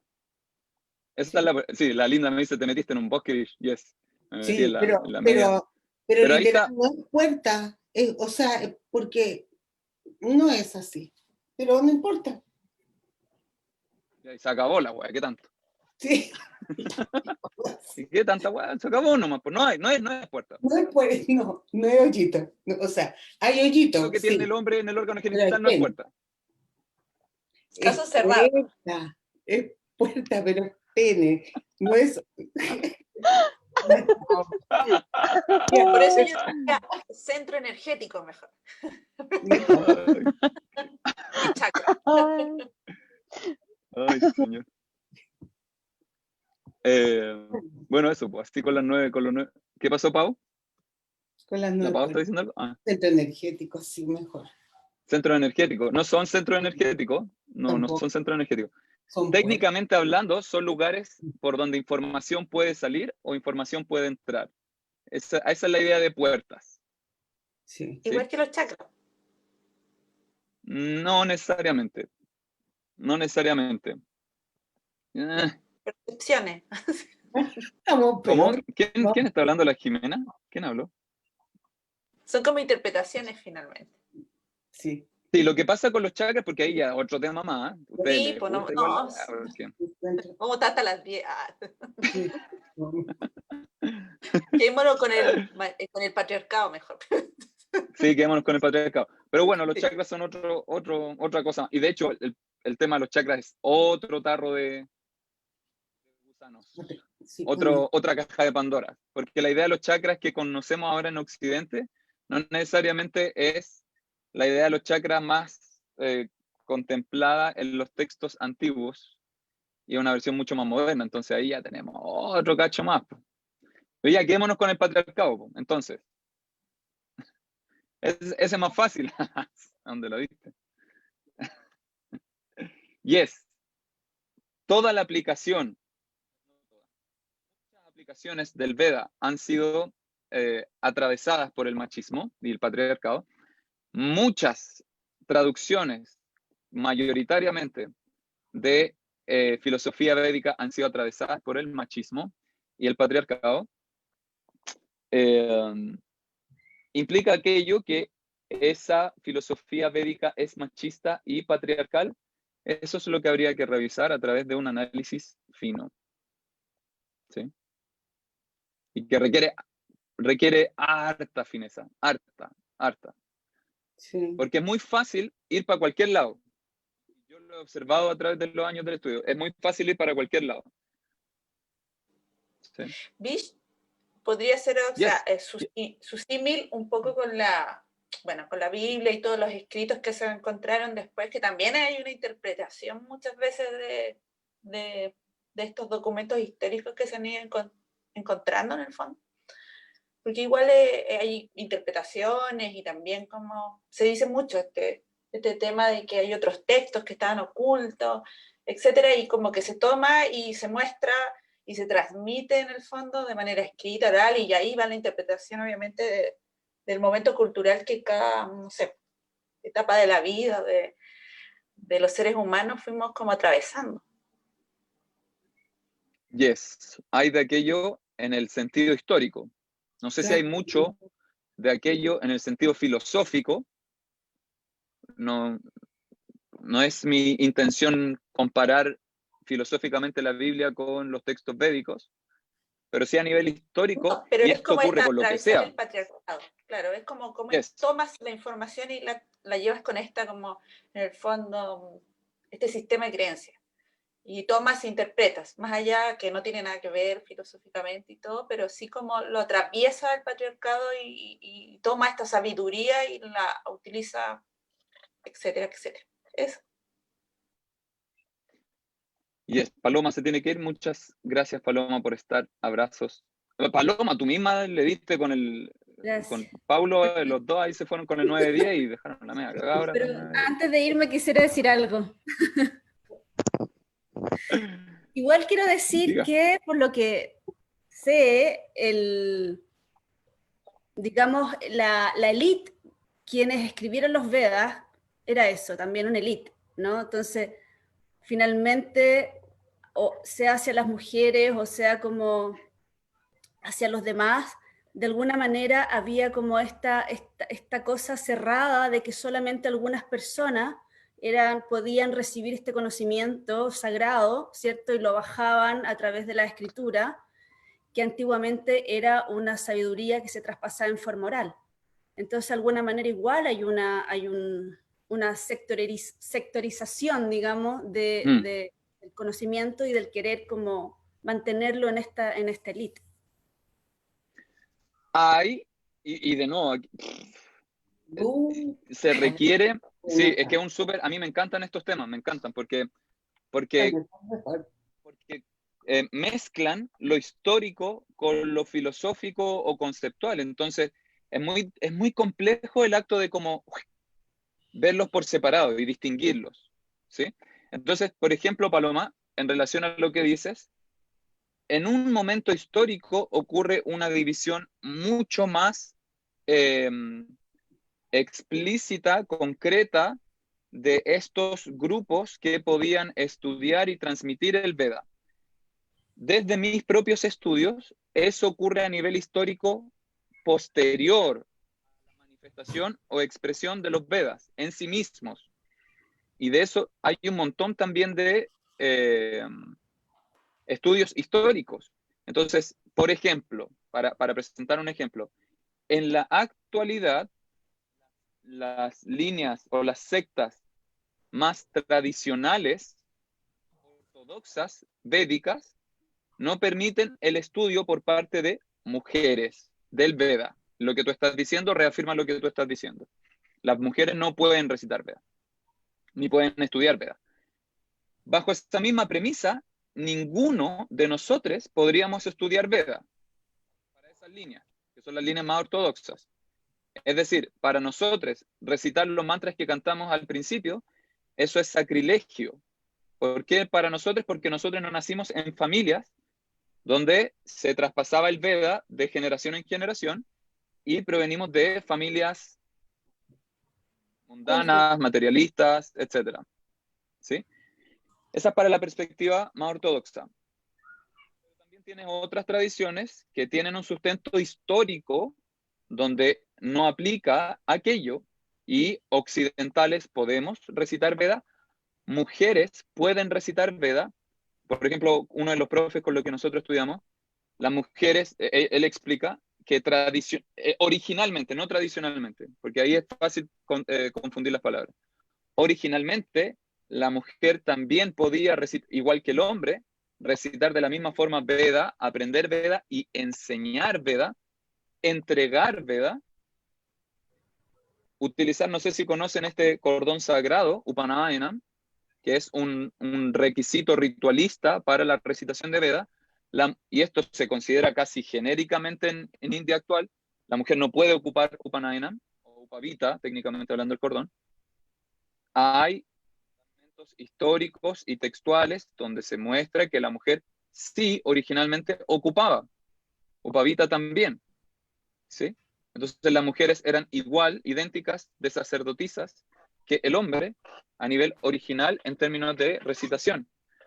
Lo mismo con personas que no eran de las castas familiares. También originalmente cualquier casta podía recitar Veda tanto cuanto se preparase para aquello. Y ahí hay un factor muy importante a considerar. ¿Cuántas personas en la sociedad general están dispuestas a estudiar de forma sistemática por 15, 20 años todos los días de la vida? Ahí no hay no hay una naturaleza sectaria. Es cuántas personas en realidad están dispuestas. Son muy poquitas las personas que realmente están interesadas en estar dedicadas al estudio y a la enseñanza. Pero eso es otro tema que hay que mantenerlo por acá, satelital, ¿no? Como cuestionarnos eso. ¿Cuántas personas en realidad están interesadas, más allá de esta naturaleza sectaria que ocurre en la actualidad y es contemporánea? Más allá de esa naturaleza, originalmente, ¿cuántas personas realmente están interesadas en un aprendizaje sistemático por años y una educación sistemática por años?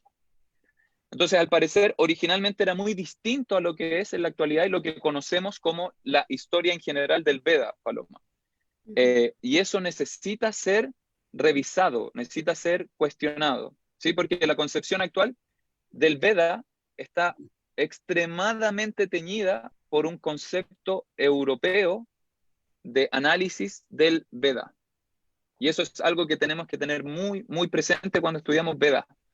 Es que la mayor parte de los estudios que existen del Veda, que no sean tradicionales, e incluso los tradicionales, están muy permeados por Europa, muy permeados por Europa.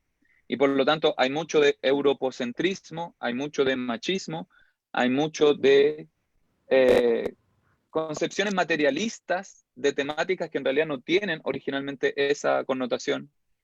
En fin. Es un tema súper interesante. A mí me interesa mucho estos temas acerca de la historia y la filosofía, cómo se mueven así. ¿Sí? Es muy No se interesante y pueden complejo. separar. No, no está separado. Lo definiría así, no está separado. Ahora, para un análisis y una reflexión, yo creo que sí los podemos distinguir, no separar, pero sí distinguir. ¿Por qué? Porque la historia no es necesaria de replicarse. Entonces, si es que por un lado la filosofía dice una cosa, pero por otro lado las interpretaciones y las aplicaciones dicen otra, entonces tenemos que ver si es que efectivamente la aplicación, la traducción, etcétera, es consecuente, congruente con lo que dice la filosofía o no, o si resultó un mecanismo para otros propósitos. Por ejemplo, el de la explotación, por ejemplo, el del soporte del patriarcado, etcétera, etcétera, etcétera. Que ha ocurrido, por eso digo que no se puede separar en el sentido histórico, pero sí lo podemos distinguir en un sentido reflexivo. Y creo, si me lo permiten, que es necesario, porque si no lo distinguimos, entonces ¿para qué? Po? Entonces, ¿para qué? ¿Para qué vamos a estudiarlo si no se puede separar de aquello? ¿Sí? O no se puede distinguir, mejor dicho. Prefiero la palabra distinguir que separar. Discernir, dice Marcelo. Estudiamos Yes. anatomía. Como cuando estudiamos anatomía, exacto. Podemos distinguir las partes. Si las separáis, no tiene sentido. Gracias. Yes. A ti, Paloma. ¿Alguien más quiere comentar, preguntar algo? Voy a sacar la pantalla del texto para verles con más claridad. Igual ya vamos a ir terminando en todo caso. Uy, acá quedamos menos. Sí. Estamos quedando cada vez menos. Ustedes, pues, ¿para qué se van en las 9, 10 puertas? Pablo, te reís nomás. No, pero está muy bien. Está muy bien porque salen temas... No, nada que disculpar, si salen temas súper importantes. Y estamos... Y lo que... aquello donde pusiste tu atención nos permite revisar cosas súper relevantes. Y es lo que estoy tratando de expresar. ¿Podemos discernir entre las dos? ¿Podemos discernir entre el proceso filosófico, el proceso conceptual, con el proceso aplicado e histórico? ¿Podemos distinguirlos? Creo que para mí es una pregunta de lo más relevante, porque si no lo podemos distinguir, es indistinguible. A mí particularmente no me interesaría estudiar acerca de esto. ¿Para qué? No tendría sentido. Entonces creo que es súper importante revisar la posibilidad de distinción. Es decir, aquí está esto y aquí está su aplicación, aquí está su historia, no necesariamente representa esto. ¿Sí? Hay que revisar si es que es así. No estoy diciendo si es así o no. Estoy diciendo que es importante revisarlo. Polilla, te tienes que ir. Un abrazo. Te queremos. ¿Alguien quiere comentar algo? Fe y Gonza, creo que tienen el micrófono abierto. Sí. Mira, a mí me pasan hartas cosas con esto, porque siento que respecto de la pregunta que haces, yo creo que sí se puede y justamente por eso como que podemos dar tener esta conversación. También me parece que los textos en general es difícil que estén desligados de percepciones. A mí me pasa que cualquier texto, por muy profundo y tan como visionario de las cosmovisiones, por así decirlo, no tengo muy exactas las palabras, pueda estar desligada de percepciones. En el yoga en general, pareciera que todos los grandes textos y las grandes filosofías son canalizadas por hombres o por entidades masculinas. Entonces siempre hay un dejo como de, pero claro, también siento que me pregunto así como, las entidades más femeninas hemos estado haciendo otras cosas a lo largo de la historia. Es como que, claro, si si entidades masculinas siempre canalizan este tipo de textos, o eso pareciera, porque al final no es como alguien, sí se da a entender como que... Y también todo Te lo que fuiste tú un poquitito ahí, explicabas Fer. sobre quiénes... Se cortó un poquitito ahí, ¿Cómo? muy poquito. Ahí sí parece que sí. ¿Dónde? Ahí, ahora. ¿Sí? Ahí. Yes. Bueno, y también con lo que decía y respecto de que, no sé, pues de pronto las mujeres o estaban realmente interesados en estudiar los Vedas para así entregar Veda también, igual tiene que ver con el contexto que viven hombres y mujeres a lo largo de la historia. Claramente las mujeres tal vez tenemos otro rol, no podemos decir como, oh, sí, no sé, toma, quédate con los críos, yo me voy a estudiar los Vedas, o no sé, pues, ese tipo de contextos culturales que igual se asemejan a lo largo de la historia. Entonces creo que, claro, ahora que esto está como más abierto, podemos acceder y sacar como justamente esa diferencia que tú decías, y como la filosofía, más allá del contexto, o no me acuerdo cómo era exactamente Sí. la pregunta que dejaste como abierta. ¿Sí? Pero siento que se puede sacar esa parte. No sé si me Súper. expliqué. Te explicaste perfectamente. Y estoy súper de acuerdo contigo en todo. No se puede separar estos textos de percepciones y nunca fue la idea separar estos textos de percepciones. Por eso es que, por ejemplo, y no es casual, el estudio del Veda se hacía a través de darshanas. Y darshanas significa literalmente perspectivas. Es súper interesante entender así. Es decir, yo necesito generar una perspectiva que esté soportada por perspectivas previas, pero que a su vez sea mi propia perspectiva en relación a cómo esto se baja, cómo esto se aplica. Entonces, sí, hay entidades que, por así decirlo, descargan este conocimiento y que lo significan, pero nosotros tenemos el mismo, entre comillas, deber. Necesitamos hacer exactamente lo mismo. Necesitamos recibir esta información y decir como, ok, ¿cómo esto se aplica?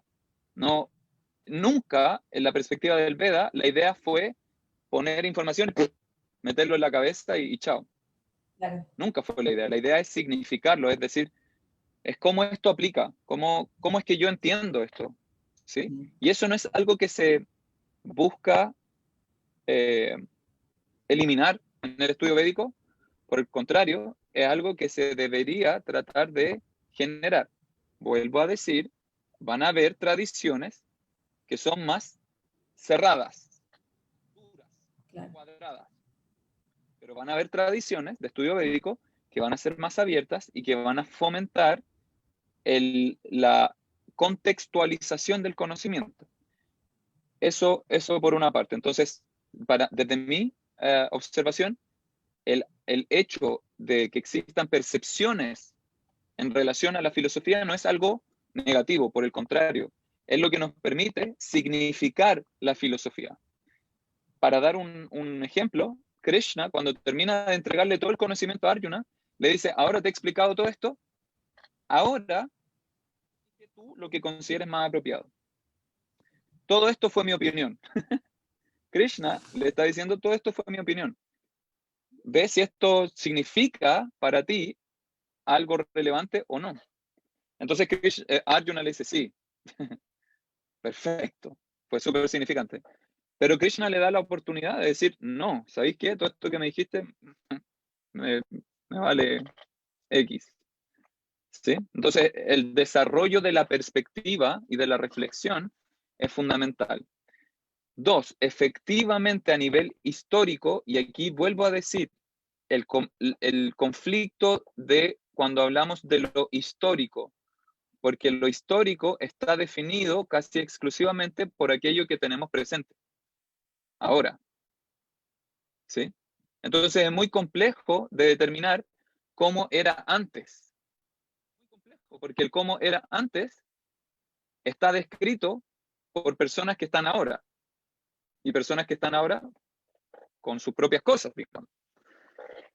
Entonces, es cierto que la historia que conocemos actualmente de la transmisión védica está transmitida fundamentalmente por hombres. Eso es absolutamente cierto y eso ocurre en el Veda, en el yoga y en gran medida también en el Tantra, que son las grandes como fuerzas o tradiciones en India.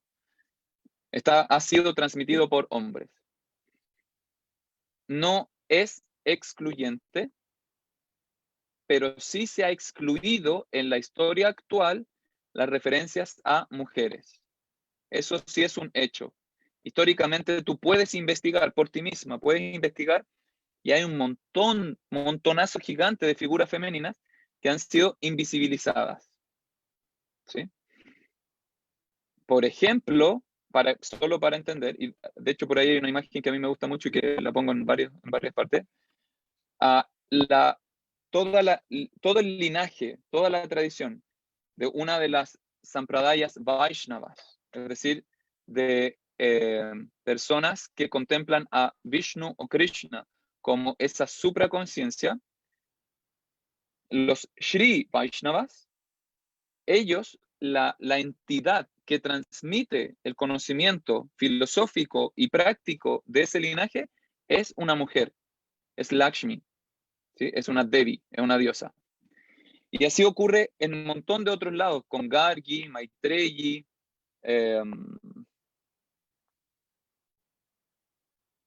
hay otra sabia muy famosa, muy conocida. Entonces hay un cuerpo importante de mujeres en la historia del Veda, del yoga y del Tantra, pero indudablemente está mucho más invisibilizado en la actualidad. Y eso es algo que muchas personas están tratando de ir resolviendo. Yo, por ejemplo, ahora con la Gita estamos en un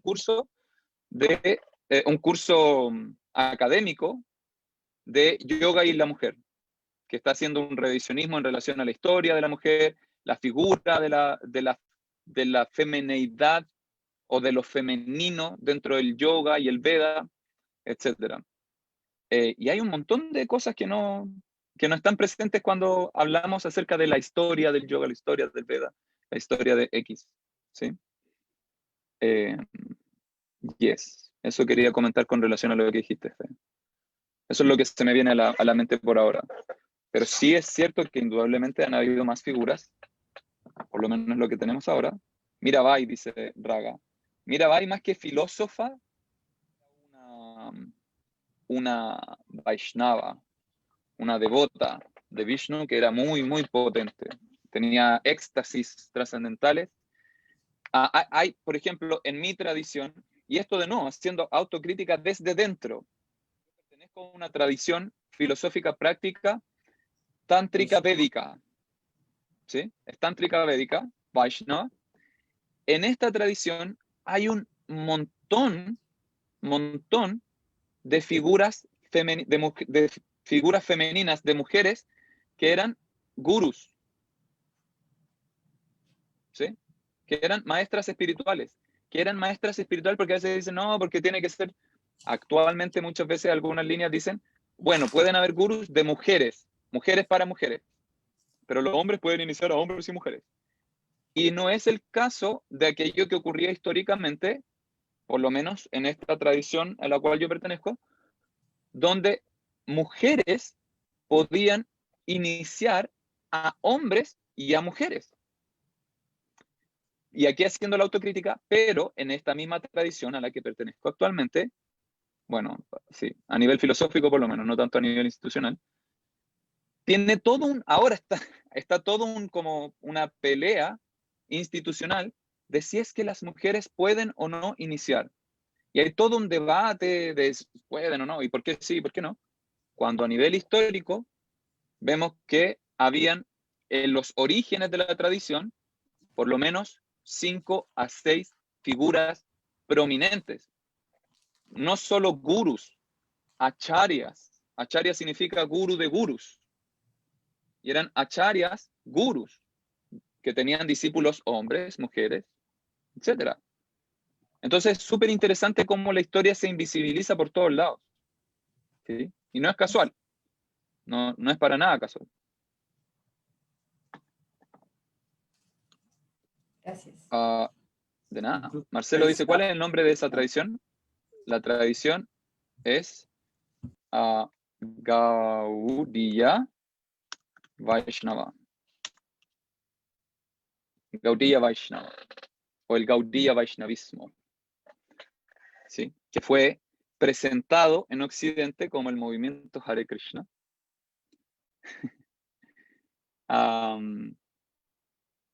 Y que, por ejemplo, pasa mucho, ¿no? Muchas personas tienen la percepción del movimiento Hare Krishna como un movimiento machista, no sin sus razones, ¿no? Y es súper interesante que en los albores, en los orígenes de este movimiento, no tanto institucional, pero sí en el movimiento a nivel de, ¿cómo decirlo? Una movilización social, cultural, espiritual, es absolutamente lo opuesto a condiciones externas. Es súper heavy. Si uno lee la historia del origen del Gaudiya Vaishnavismo, es increíble la apertura que se tenía. ¿Sí? En esos tiempos, hace 500, 600 años atrás, donde las castas era un tema súper estricto, en los orígenes del Gaudiya Vaishnavismo, musulmanes, que antes profesaban la religión musulmán y que luego encontraron sentido en varios aspectos del Vaishnavismo Gaudiya, sin necesariamente abandonar percepciones teológicas previas, podían ser maestros espirituales. Mujeres podían ser maestros espirituales, y no solo maestros espirituales, sino que acharyas, cabezas de linaje. El fundador del movimiento Gaudiya Vaishnava es Sri Chaitanya, y él era un revolucionario social. Él hizo protestas así como las actuales, en contra del Kashi, que era como el rey del lugar, y fue con un montón de gente así a hacer una revolución espiritual, cultural, social. Súper loco, es muy interesante. Marcelo pregunta en el chat, ¿y qué pasó? Historia, pasa, el tiempo. Eso es lo que pasó el tiempo. De hecho, el Bhagavad Gita, el capítulo 4, texto 2, Krishna le dice a Arjuna, este conocimiento del yoga que yo te estoy presentando se perdió en el tiempo, se empezó a alterar, se empezó a corromper, empezaron a entrar otras cositas entre medio. Por eso es que te lo estoy presentando ahora, porque esto es un conocimiento muy antiguo, le dice Krishna a Arjuna. Este es un conocimiento de milenios atrás, pero entra la mano negra y empieza a meter la mano. Entonces el paso del tiempo genera esos conflictos que son reales, son conflictos de interpretación, como decía la fe, conflictos de perspectivas específicas, condicionadas por los factores mentales, y por lo tanto esto se tiene que ir revisando con el tiempo, y tenemos que hacer un análisis individual. ¿Qué de esto me sirve? ¿Sí? ¿Qué de esto me sirve? ¿Cómo puedo aplicar esto? ¿Cómo puedo bajar esto? ¿Sí? Eso es súper relevante, súper importante. Necesitamos hacer ese análisis. ¿Sí? Y necesitamos hacer, a quienes les interese, hacer estudios también. Por ejemplo, para establecer que efectivamente a nivel histórico las mujeres tenían una posición de guru y de acharya. Y no eran casos aislados, para nada, no eran casos aislados. ¿Sí? Entonces, tenemos que observar esto que estamos conociendo, y ver cómo es que podemos aplicar y qué significa para nosotros en la actualidad, en el contexto en el que vivimos. Y dos, a quienes les interese, porque no todos nos tienes que interesar, pero a quienes les interese, investigar. ¿Sí? Investigar un poquito más profundo desde distintos lugares. Si siempre vemos desde la misma perspectiva, vamos a estar aislándonos de todo lo demás que podríamos conocer. Como el ejemplo del elefante que vimos la otra vez el viernes anterior. Si solo nos quedamos tocando la pata del elefante, nunca vamos a contemplar la oreja, la trompa. ¿Sí? Entonces es súper necesario tomar distintas perspectivas, revisarlas, criticarlas, cuestionarlas. ¿Sí? Uy, uy. Uy, uy. Ya, po. vamos a dejar por acá nomás, yo creo. Antes de meterme más a la pata de los caballos, como dicen acá en el campo. Ya. Muchísimas gracias, chiquilles. Fue una muy interesante conversación con ustedes. Muchas gracias por los comentarios. Muchas gracias por las críticas. Siempre serán bien recibidas. Muchas gracias por las preguntas. Muchas gracias por vuestra presencia. El verles acá siempre me inspira un montón. Así que muchas gracias, muchas gracias. Muchas gracias a todos quienes de alguna u otra forma educan en una u otra forma. Hoy día es el día del profesor, la profesora. Bacán. A todas las profes y profes. Muchos abrazos y saludos, pero no necesariamente solo personas que están en ese aspecto finito de dar clases en un colegio, que es lo que consideramos necesariamente como profesores, o en la universidad, lo que sea, sino que toda persona que trata de compartir lo que se le ha compartido. ¿Sí? Yo creo que es súper importante que expandamos nuestras capacidades de asimilar cosas y luego compartir cosas. Creo que es súper, súper, súper importante. Así que feliz día a todos quienes comparten cositas desde el corazón y tratan de elevar la conciencia individual y colectiva. Muchos abrazos. Nos vemos el próximo viernes. Profe, igual para ti, profe. Gracias, gracias. Nunca me he considerado profe, súper loco. Nunca me he considerado profe. Siempre, como que a veces me saludan y es como...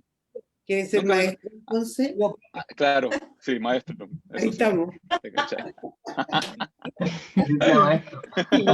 ¿Te cachai? El troesma, como dicen en Argentina. Antes tocaba música en un grupo de música de India, de música clásica de India, y era como, oh sí, músico. Y nunca se me pasó por la cabeza pensarme como músico, ni cagando. Como no, pues músico es como alguien que hace música. ¿No? Así que de la misma forma no me identifico mucho con lo del profe, pero le agradezco mucho por la posibilidad de poder compartir con ustedes lo que conmigo tan amorosamente se ha compartido. Simplemente estoy retribuyendo. Uno de mis profes dice que yo tengo una deuda tan grande con las personas que me han enseñado que la única forma de retribuir de alguna forma, tratar de retribuir, es tratando de compartir lo que me han transmitido. Así que muchas gracias a ustedes. Muchísimas gracias. Muchas gracias. Muchos abrazos. Buen fin de semana. Estén bacanas. Gracias a todos. Mañana